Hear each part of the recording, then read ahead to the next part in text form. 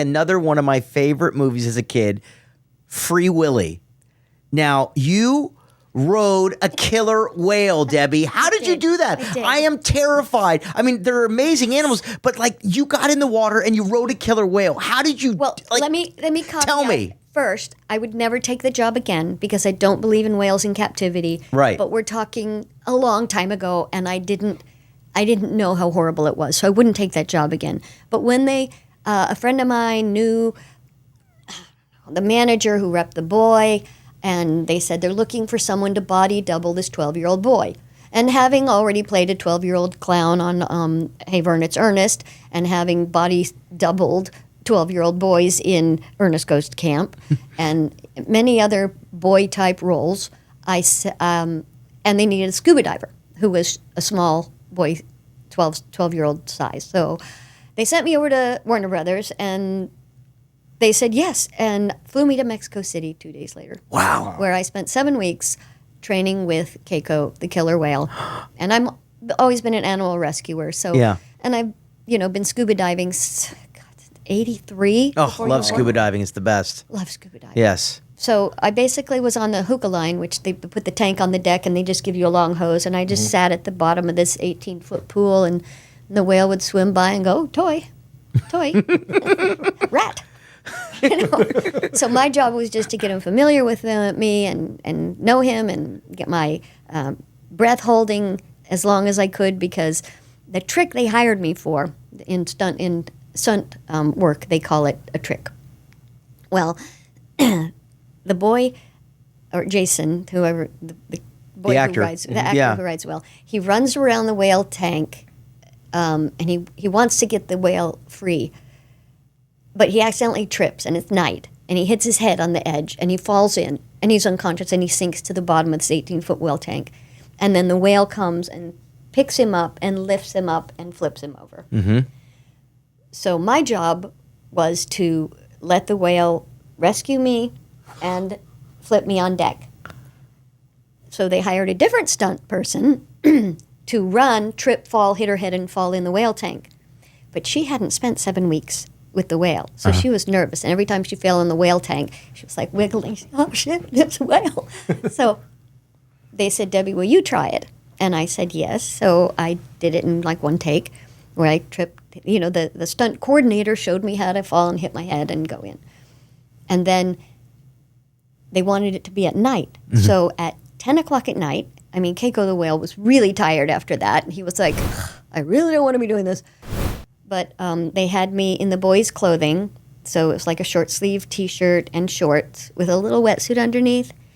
Okay, oh yeah, and they tied on hair extensions because he had long blonde hair, and I don't have any hair, as you can see. So before I left L.A., I had my hair lengthened with really expensive hair because I was in salt water all day. Uh-huh.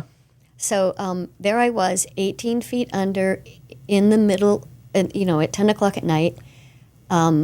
And they gave you what's called spare air. Well, that was for practice. It's like a can of hairspray that you breathe out of with not puffing. It's actual air. Right. But for the actual trick, they gave me a regulator on a long hose.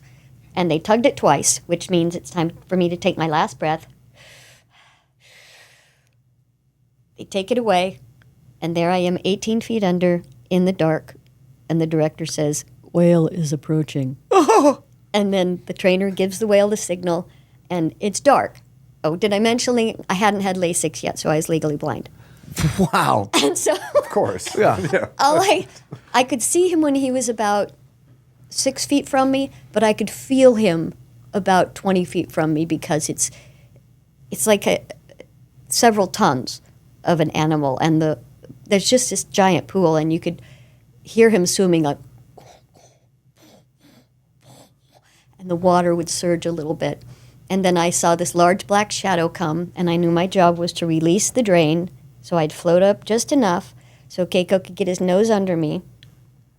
The cameraman wanted me to sing a note so my bubbles would be the same size. I don't know why. So it took about maybe 30 to 40 seconds of ascending. Also, you don't want your lungs to explode. Right. Sure. So, Yeah, of course. but he didn't want me like going. He wanted just tiny bubbles. So, yeah, Keiko stuck his nose under me, and I just froze. This is what I'm supposed to be doing. Don't kick your legs. Don't move.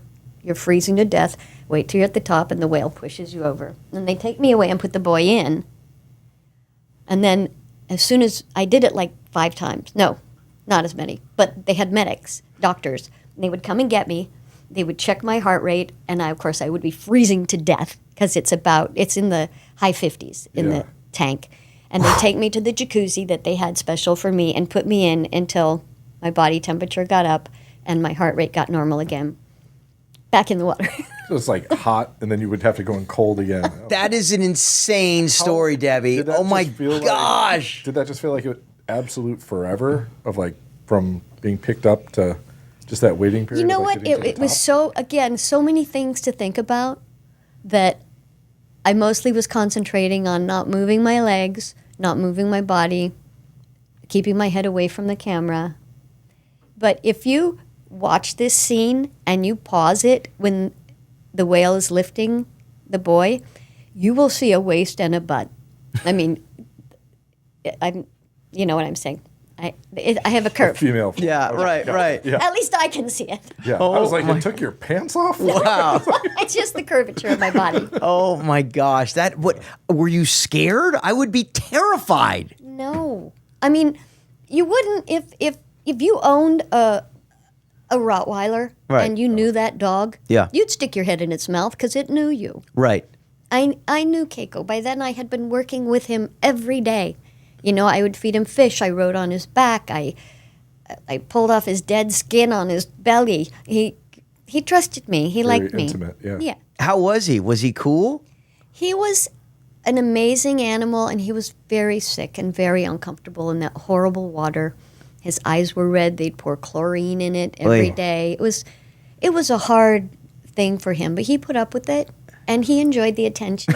He enjoyed the fish. Yeah. And he barked for his supper, the way trained animals do.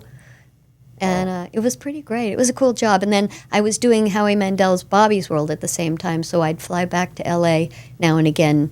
I think I did twice. I came back to record Bobby's World while I was filming Free Willy. And at that time, they were like, "You're doing what? A whale movie?" Because it went really big. It became was a really big huge. thing. It was huge. It's another one of those Michael projects. Jackson. Right. Yeah. You just don't know how big, if at all, a project of yours is going to. And, we've all done many projects that never heard from again. Never. Poof. Crickets. That is a phenomenal story. I've never heard that. I didn't know that story about you, and I love it. That is so cool. And we're still scuba diving today. My husband and I are. It's the best. Anywhere we can go and scuba dive. All about that. As long as it's warm. Yes. Yeah. Don't want to wear wetsuit. No. Never again.